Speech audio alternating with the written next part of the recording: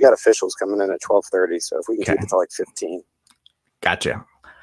Thanks. Welcome back into Foolish Club Media. I am Steven Serda, and it's been a while since you've heard the smooth and sultry tones of our good friend, the editor-in-chief of Arrowhead. Pride.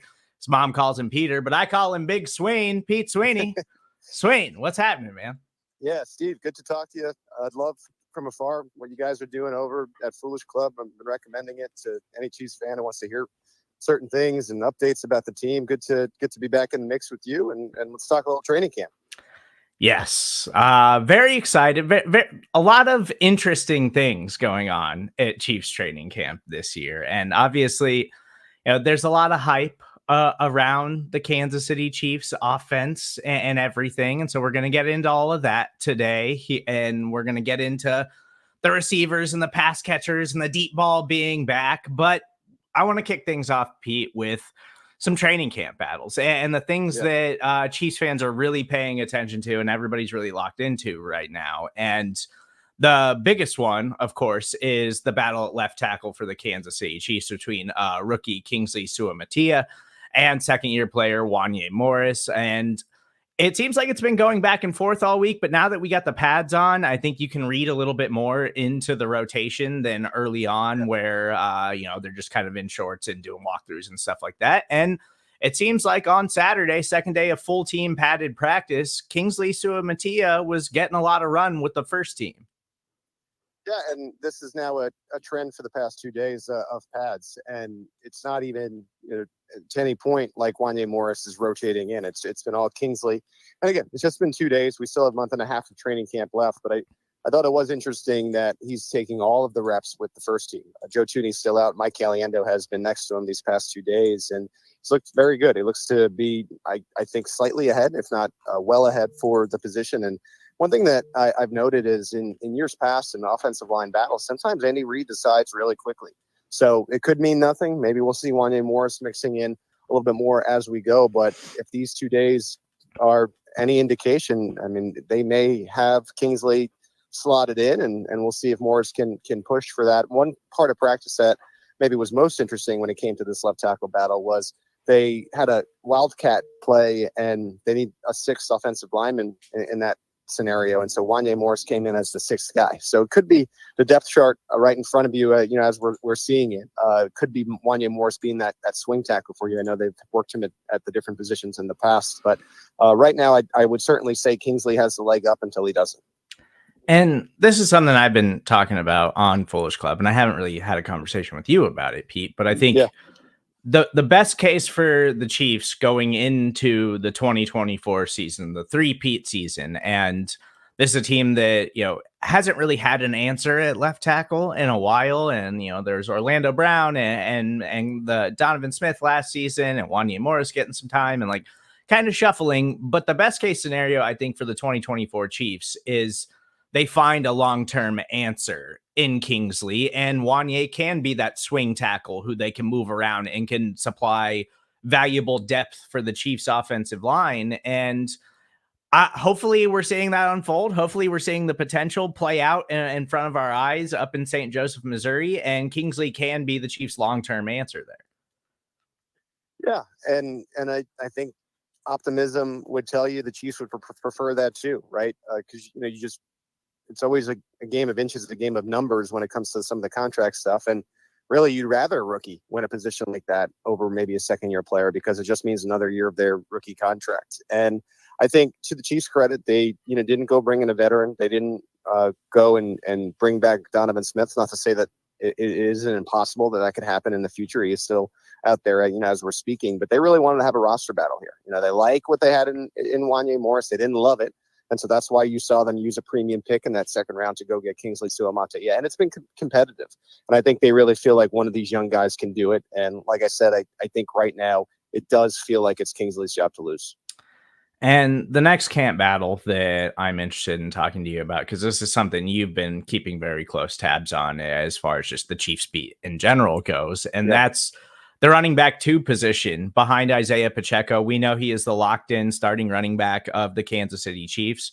But as opposed to years past where Jerick McKinnon is on the roster and in the mix, he's not there this year. Clyde is back. So we kind of assumed that Clyde would just be that locked in RB2 going into camp. But second-year player Deneric Prince has been getting a lot of opportunity, and it seems like he's got a serious chance here early in camp to claim that running back 2 position. And Pete, we talked about Deneric Prince a lot last year in training camp because it seemed like every single week he was making plays and showing up in practice. And then kind of once we wrap up the preseason, it's like, oh no, he's going to the practice squad, and that's where he remained for the entirety of the season. Yeah, I think what ended up happening is he needed another year of strength and seasoning, and he got that, in the building with the Chiefs. And from all the offseason videos that you might have saw, he'd been really working out hard to come in to camp even better shape this time around than last time. And you're seeing him get the opportunities. And though it is interesting, he for the last 4 days in a row, he's been working as the running back 2 over Clyde Edwards-Helaire. I think you got to be careful to just assume it's going to be Deneric's job. I think we were assuming it last year and then we're wrong. I think he's going to really have to prove it and be consistent over the next month. But he's really good as a pass catcher. The pass protection is the question. So if he can prove to the Chiefs that he's a better pass protector than he was 1 year ago, I think, again, like I kind of said with Kingsley Suamataia, it could be Deneric's job to lose. And you think about, okay, he's getting a lot of work with the first team. What does that mean? I don't think we should assume he's going to be the running back 2 just because he's getting snaps. I think the Chiefs know exactly what they have in Clyde Edwards-Helaire, right? So that's not really changing. It's, what can Deneric show us? Because there is that mystery door. And you would think that potentially, especially again with that dual threat, that Deneric can potentially provide as that third down back, as that RB2, that he's going to have a good chance to showcase here and push for that position. And so it is something to watch. I didn't really necessarily expect it when they did decide to bring Clyde Edwards-Helaire back. I thought it could be where Deneric maybe works his way as the third back, but it does really seem like that second running back position is up for grabs. It's definitely intriguing because I just remember back to last year, like even, for fantasy football and stuff, like there was a lot of hype, like, oh, the Chiefs found another gem in Deneric Prince at the running back position, and then it just never manifested. And so to come into this season thinking like Clyde's the veteran, they brought him back for a reason, he's going to be the locked in RB2, and then to see it unfold like this in training camp this early is something to keep tabs on. And it's interesting because we know exactly who Clyde is at this point in his career. So if Deneric Prince can give the Chiefs more than Clyde can at this point, it's certainly an interesting training camp battle to watch. But Pete, we haven't talked about the overall hype of this offense yet. And just, first 2 days of full team padded practice, and obviously this is where we really start learning things, not the walkthroughs, not before they put the pads on, but all of the highlight videos and stuff that are being shared and everything that we're seeing of this offense. And now, I don't want to get in the Rashee Rice legal stuff, but it kind of seems like maybe he's not going to get suspended this season and could be available for the entirety of the year. So when you factor in Kelsey, Hollywood Brown, Rashee Rice, and then Xavier Worthy, and we're not even talking about the Chiefs running game, like this passing attack looks explosive as hell in training camp so far. And it feels like all of the hype that's circulating around it is totally warranted and something Chiefs fans should totally be buying into right now. Yeah, and the key for me was a couple of days ago, Andy Reid spoke, and just this idea that, now they're designing things downfield. And Andy Reid kind of pushed back on that and said, no, we've had some of these looks in before. It's just that Patrick Mahomes is more comfortable because the receivers are more open. When you bring in Hollywood Brown, we've had a handful of practices from Xavier Worthy. Now that he's back from his illness, you're seeing, okay, they finally have these players who can stretch the field. And I think because they're calling the same type of things and you're seeing more of that, that means they actually have the talent on the field to do that. I do think we've talked about this in years past. When you have that deep threat in Kansas City, with Patrick Mahomes and the ability to throw downfield, and then you have players like Rashee Rice, who you mentioned, and Travis Kelsey, who are really good in that intermediate, and especially on some of those crossers where it's hit the man and let's see what he can do yards after the catch. It just creates a multi-level offense that I don't think we saw from the Chiefs last year. And then you combine that with the defense potentially being, let's call it, and be conservative because L'Jarius Sneed's no longer on the team. Let's say it's the top 10. I mean, it could be top 5 again. We don't know. I mean, L'Jarius Sneed is a significant piece, but let's say you keep a top 10 defense and then suddenly your offense is a little more explosive again. I think you're feeling pretty good about the Chiefs really, really having a nice season where they win a lot of football games and it feels a lot better. It looks a lot better than some of the struggles in the mud and the trudge that we saw last year. So opening signs have been good. Long way to go until the regular season, but it does feel like all of that talk about throwing the ball downfield wasn't just talk. I mean, we're seeing them walk the walk at training camp. And of course, Hollywood Brown and Xavier Worthy are the flashy guys that are going to get a lot of that attention. But it feels like something that's been underrated so far in camp is how good Rashee Rice looks. Like Rashee Rice has been getting a lot of looks downfield, and Rashee Rice has looked really explosive. And Patrick Mahomes even mentioned that this week. Like he came into camp in better shape this year. Like he's doing everything he needs to improve and step up. Like I think there's a real shot here where if Rashee Rice avoids suspension in the 2024 season, like I feel like we're not making enough of his potential is like being outside of Travis Kelce, that legitimate top target in the offense with Hollywood Brown and Xavier Worthy just mixed in. And I feel like everybody's focusing on the guys that are the flashy downfield guys and not really looking into the fact that, like, what if Rashee Rice takes this huge step in this Chiefs offense and becomes a legitimate, like, number 1 wide receiver for them this season? Yeah. And what it does for Isiah Pacheco as well. You're not going to be as insistent on stacking a box, when you have some of these threats, and I do think it helps the operation like tick a little bit better, for all these guys. And then, when you mention Rashee Rice and some of the off the field and legal stuff, I know that to me is the most frequent question I get from friends and folks who follow the Chiefs is, what's going to happen with Rashee Rice? Like my feel on the situation right now is like the Chiefs are waiting just like everybody else. Like that would be what I would say. And that's why kind of nobody has the answer. The NFL has shown a tendency in the past to let all of the legal processes play out before they come to any kind of investigation or decision and things like that. And we really haven't gotten an update on that part of the process in a while. And so that's going to have to, I think, eventually finish. And, we'll see what comes of that and the police investigation. And then we'll see how the NFL reacts after that. But right now, I think, and what's frustrating here is it's truly like a lot of waiting. I don't think anyone really knows inside or outside the building how this is going to go. And if some of that legal stuff, and I'm not a legal expert per se, but if some of that stuff takes till the middle of the year or pushes into next offseason, like we don't know what the timeline is there, then maybe he won't get suspended until 2025. One thing I will say is I think he's getting suspended. It really is just a matter of when, but I just don't know when that'll be or how many games it'll be. And I don't think anybody knows. Yeah, I do. I totally agree with you on that. Like he is for sure getting suspended at some point. It's just a matter of when. But last thing for me before we get out of here, P, and I just wanted to ask you about the Chiefs safety rotation right now and really their secondary in general. Cause like, and coming into the season, even after you trade L'Jarius Sneed, I'm talking myself up on this Chiefs secondary and this defense still being like a top 10 defense in the NFL. But now all of a sudden you start training camp and Justin Reid's injured. And it seems like it's going to be a while before Justin Reid is back on the field.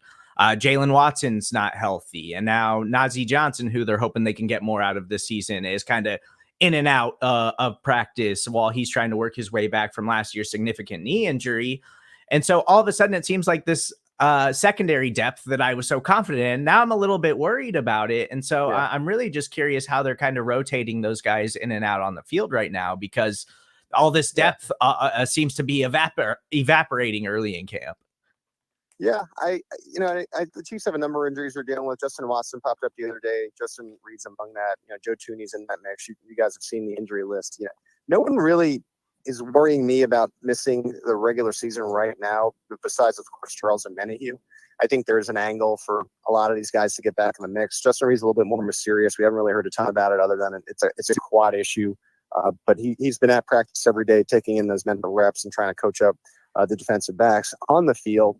It's meant that Brian Cook and Jaden Hicks have been the starters at safety. And I've mentioned it in my notes that I post every day. Shamari Connor's really been being used more as like that nickel cornerback role, which I think caught some people off guard, but I think they really like him for that position. And he's proving like he can maybe do it. And that opens up versatility for what will be Trent McDuffie and whoever it is that wins that outside cornerback role.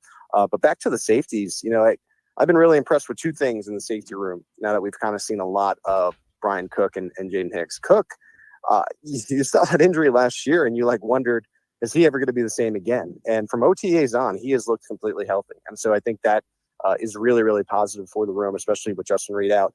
And as I mentioned, I take diligent notes each practice. I try to deliver some stuff for you guys every day.